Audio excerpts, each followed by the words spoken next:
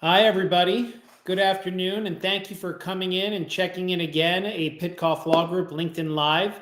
As a reminder, my name is Ross Pitcoff. I am the founder and owner of the Pitcoff Law Group, and we help business owners resolve complex disputes between partners, shareholders, and third parties. That's part of our commercial litigation, our business divorce practice, and our arbitration and mediation services. We also are a corporate law firm that assists companies with entity structuring, setting up their LLCs, and figuring out equity ownership, business acquisitions, sales, acquisitions of different companies, and mergers as well. So we like to think of ourselves as a family-first, business-oriented law firm, and we're here to assist you. For those of you that are joining today, you might be business owners yourself, curious to get information about what the Corporate Transparency Act is. You might also be in the financial sector. You might be a CPA or somebody who does forensics that's just interested to get a little more detail and color on the Corporate Transparency Act. Or you could even be another attorney in a completely separate field that's curious to learn about what this is and how it actually impacts businesses, because either you're impacted directly by this, or it's possible that one of your clients are going to be directly impacted by this.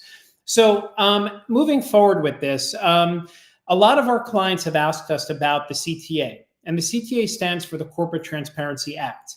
Now, this act was actually enacted a few years back. It was a product of the National Defense Authorization Act for fiscal year 2021.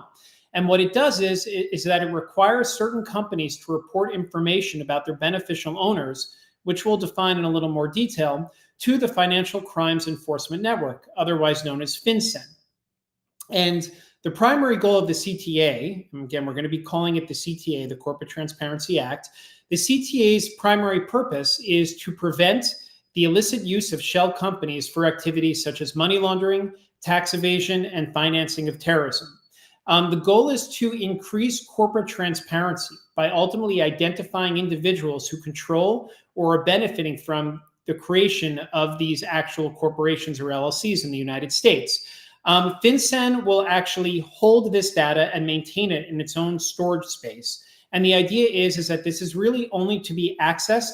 All the information is confidential, but it's really meant to be accessed simply by the government for law enforcement purposes. So just a little bit of backdrop. Internationally, there had been some blowback against the United States and what was taking place with respect to shell entities and individuals who were participating in bad faith acts having ownership in corporations and LLCs.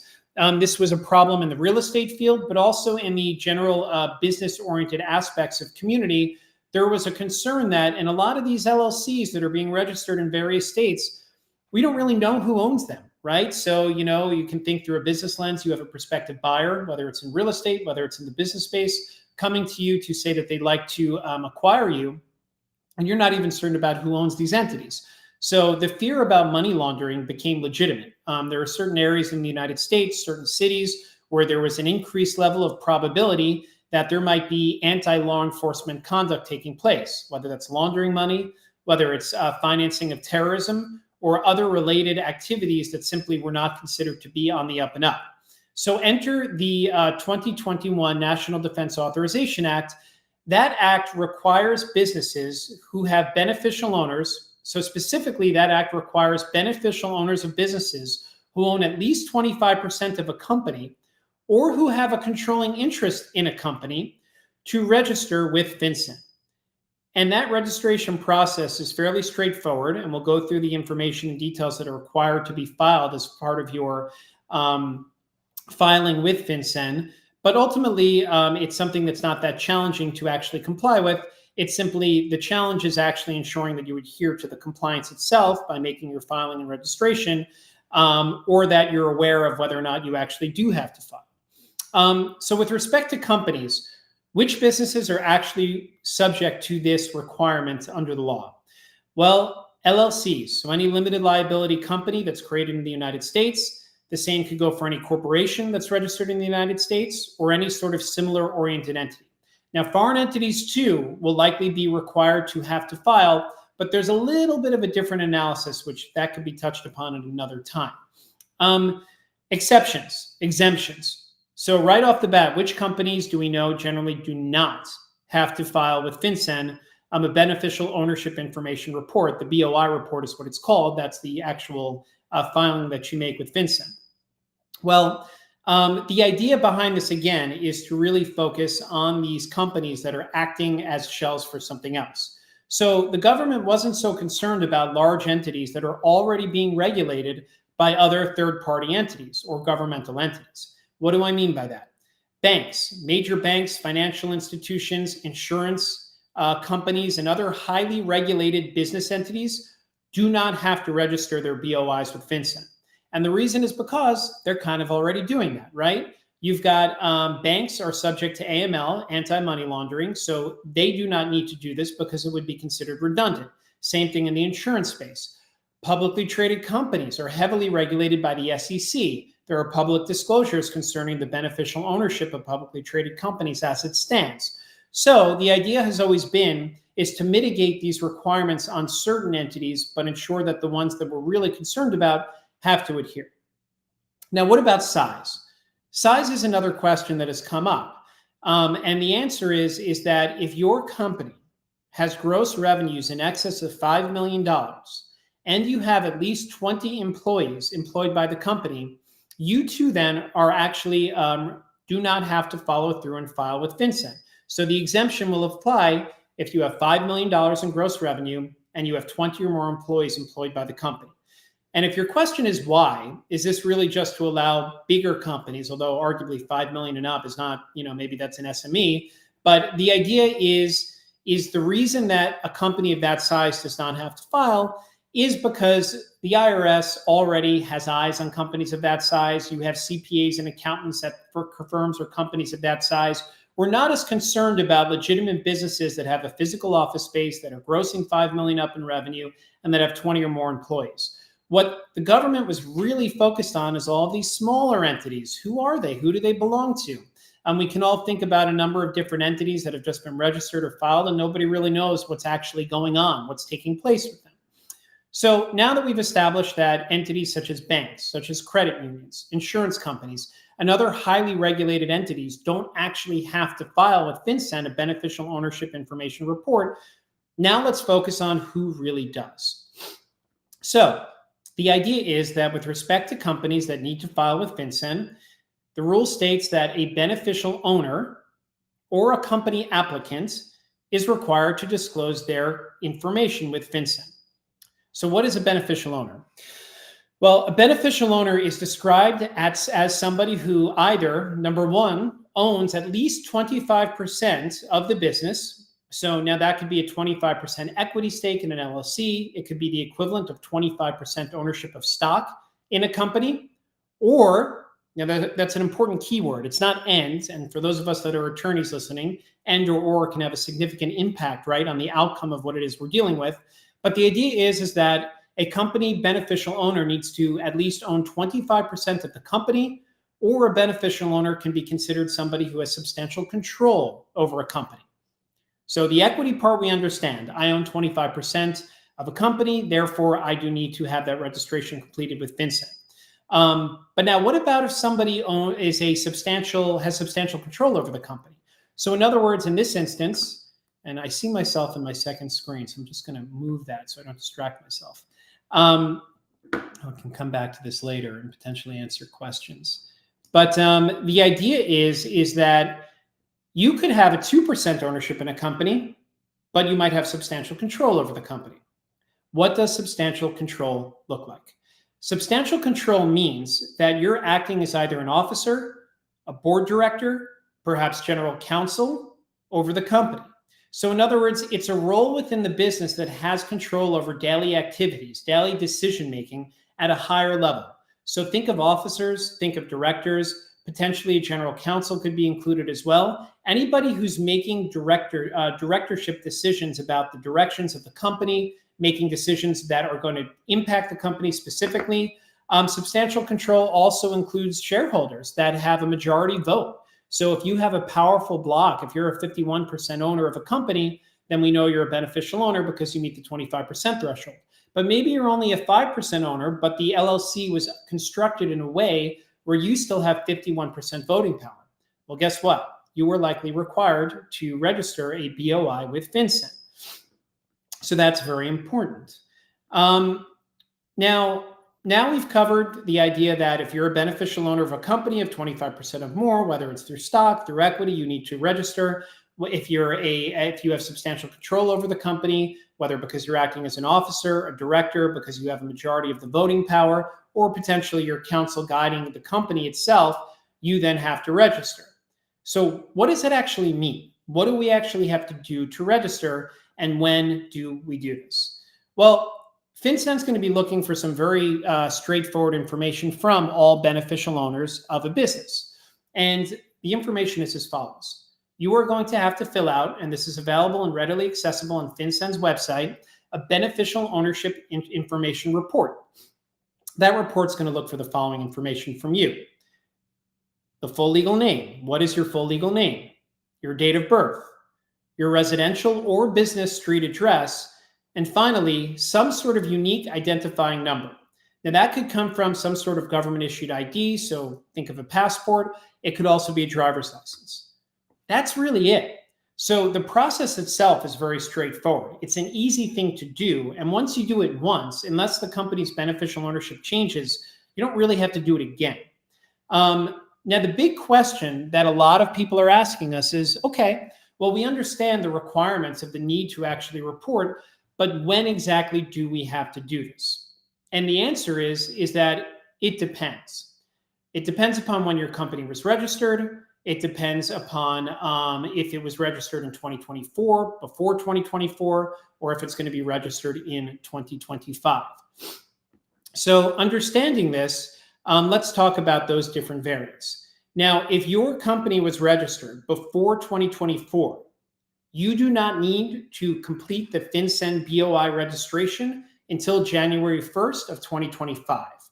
Okay? So companies registered before January 1st, 2024, so 2023 or before, you do not need to register with FinCEN for your BOI until January 1st, 2025. Okay? So that's step one. Now, if your company was registered this year, and as I'm speaking now, it's September 20th, 2024, if your company is registered in 2024 on or after January 1st, then you need to file, or you should have already filed, your BOI report with FinCEN within 90 days of your company becoming active. So you receive the uploaded certificate of registration from the Secretary of State in New York. Your articles of incorporation have been accepted, or your articles of organization for an LLC have been accepted. Your company is now considered active at that point in time. If you registered your company between January and September of this year and throughout the duration of this year, you have 90 days to ensure that all beneficial owners have registered with FinCEN. Now, beyond that, the question becomes, all right, so I was considering setting up an LLC or a corporation, or for our company, we're setting up a subsidiary or a new holding company, whatever it may be. But we're going to do this in 2025. How fast do we need to register if we initiate that process in 2025? If you're wondering about whether or not the timeline changes, the answer is it does. So if you register a business starting in January of 2025, you have 30 days to go ahead and proceed with finishing and completing your registration with FinCEN. So 2024, before 2024, if you haven't registered with FinCEN, fret not, you have until the 1st of January, 2025. If your company is registered in 2024, you have 90 days from the date in which your company is considered to be active. And if you file after January 1st, 2025, you have 30 days to file from the date your company is considered to be active. Now, we discussed the beneficial owners, but some of us have heard about other aspects of people that need to register as well. And if you're not considered a beneficial owner, again, 25% more ownership in the company, or having a substantial impact on the daily affairs of the company, then the only other component of people who need to actually register are the company applicants themselves. So the government was concerned with knowing who's actually uploading the information to register an LLC. And the idea was that, well, we want to know who the beneficial owners are, but we also want to know the people in the chain of who's making these registrations. So who does that impact? If you're an individual just starting your first company, you may be going onto the Secretary of State's website. You may be using a company such as LegalZoom to just register your LLC. So you would be considered the company applicant. Of course, now it's redundant. You wouldn't have to file twice. You're just sharing your information. You might be a single member LLC. You're sharing your information with FinCEN. However, for larger companies, SMEs, publicly traded companies, I retract publicly traded companies because they wouldn't apply. But for SMEs, you might have a law firm or an accounting firm that takes care of company registration for you. Well, guess what? That individual, whoever that individual is in the office that you use that wound up registering your LLC or corporation, they are going to also have to provide their information as a company applicant to FinCEN. So keep that in mind, the beneficial owners, substantial control, or 25% or more in equity, and also the company applicants. So that will significantly impact law firms and CPAs who are involved generally with registering companies. Now, what happens if we don't comply? There's been a lot of concern about, I'm a little late. I'm concerned right now because I realize that I'm reaching my 90-day threshold for 2024 and I need to actually file with FinCEN. So what do I do? Well, there is a penalty that's in place. And as of today, when the law was written, the idea was that a civil penalty of up to $500 per day could be enacted for noncompliance. So if a company failed to register its beneficial owners or its company applicants, then this $500 per day penalty could be instituted. However, into the law was written a phrase concerning inflation that this number could be adjusted. So I have not checked of late, but I know that this number had jumped up from $500 per day to $600 per day, given everything that's taken place in the economy over the last several years. Criminal penalties are also available. Those would include fines of up to $10,000 and/or imprisonment for up to 2 years. Now, from a practical perspective, this all sounds very daunting. I would suggest that I have not seen any penalties that I personally know of. It doesn't mean they don't exist that have been administered for failure to comply, especially for those in 2024. My understanding is that FinCEN knows that people are all getting caught up to speed on this, but nevertheless, there is an urgency for those especially that have registered this year to make sure that you're complying, because nobody wants to take the chance of getting a $500 to $600 per day penalty for failure to adequately comply with FinCEN's BOI registration process. So preparing the actual FinCEN filing, how do we do that? So FinCEN has what they call the Beneficial Ownership Secure System. They use the acronym BOSS to submit information. So this way they can ensure that internal record-keeping practices are updated and they track beneficial ownership information in a very confidential manner. So when you file this report, you go to FinCEN's website, you'll have a very easy process of filling out the actual information. And once it's completed, that's it. It's part of FinCEN's system. You don't have to worry about anything. And the only time you have to make additional updates is in the scenario where there's a change in beneficial ownership to your company. Now, if there is a change in beneficial ownership to your company, then you are supposed to provide that information to FinCEN within 30 days of that change. So, for example, perhaps there's a buyout of a 50% owner of a company or 75% owner, whatever it may be, and now another individual who previously was only a 20% owner becomes a 40% owner. Well, now we're in a position where we need to update our registration with FinCEN, fill out an updated BOI report so that it's made very clear that this additional individual has become a beneficial owner of the company, and FinCEN now becomes aware of this change. So that's the kind of short form means of the CTA. That these are the requirements that we're learning about. Since it's so new, we're certainly in the process of becoming more and more acclimated, and I'm sure our audience is as well. But I think the information shared at least gives you an initial level idea of the things to look out for, of the registration requirements, keeping strongly in mind that if your company has been registered before 2024, you're safe for now, but you've got 3 months left. If you do have further questions about how to go about this process, you certainly can contact our law firm. Our number is 646-386-0990. You can also email me at ross@pitcofflawgroup.com. If your company's registered this year, you might already be late. So that's certainly something you want to consider. It's something that you want to think about, and something that you likely want to address right away. As for just additional information, I see we have a couple of questions that have come in, so I just want to make sure I address them. Okay, let me just pull this up. Okay, how do we define substantial control over a company? Right. So to reach beneficial ownership status, if you're already clear on the idea of whether or not somebody owns 25% equity, that's fairly straightforward. How do we truly decide if somebody has to register because they're considered somebody who has substantial control over the company? There's actually 4 elements that FinCEN has put out that they're going to be looking for. And I can read those right off to you so you have a good idea of what that looks like. Number 1 is if the individual is a senior officer, they're going to be considered to have substantial control over the business. If the individual has authority to appoint or remove certain officers or a majority of directors of the reporting company, they too then will be considered to be somebody who has substantial control over the business, and therefore they're a beneficial owner.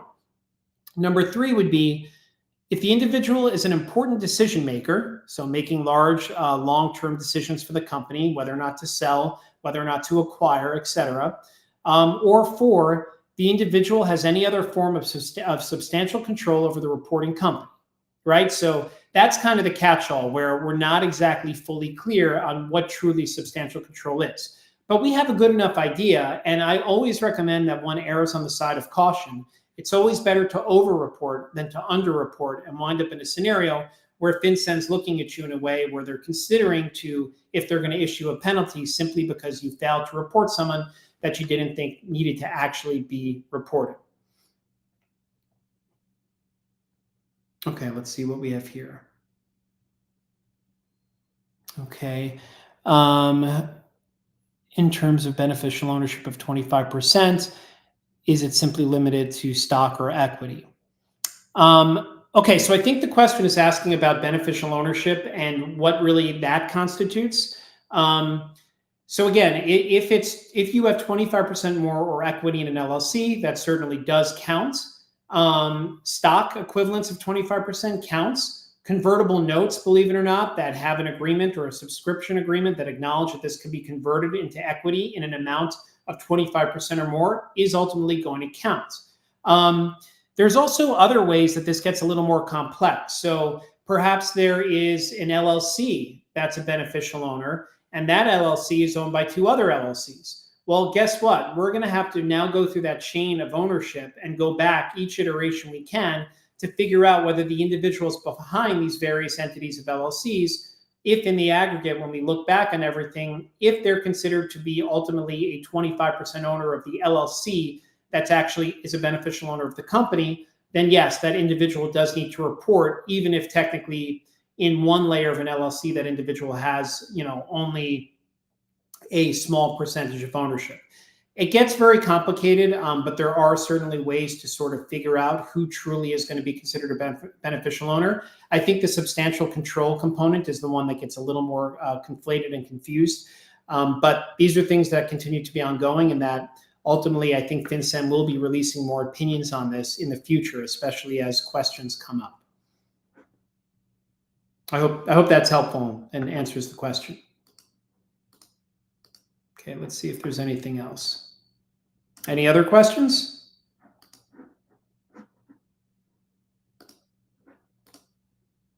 Okay. Well, I think that about sums it up for today. Today's LinkedIn Live was a little bit shorter than it usually is. I hope whoever was watching found this to be valuable. I would love to get some feedback, so feel free to drop me a line on LinkedIn, shoot a note over, let us know what you thought about the topic. Let us know if you found it to be educational. And please let me know what it is you'd be interested in speaking about next. We're always mindful of the strife and struggle of owners of businesses. It's not just small companies, it's mid-level size companies and C-suites and CEOs and CFOs and COOs, all concerned about various components of compliance, all concerned about reporting, all concerned about potential threats via litigation or due diligence. So we really have a lot of resources that we can discuss and talk about with you. We're curious to get your feedback. Please make sure to follow us on all social channels, including LinkedIn and YouTube. And please make sure to like and comment on any posts you see. I thank you for your time, and we look forward to seeing you next month. Take care, everybody.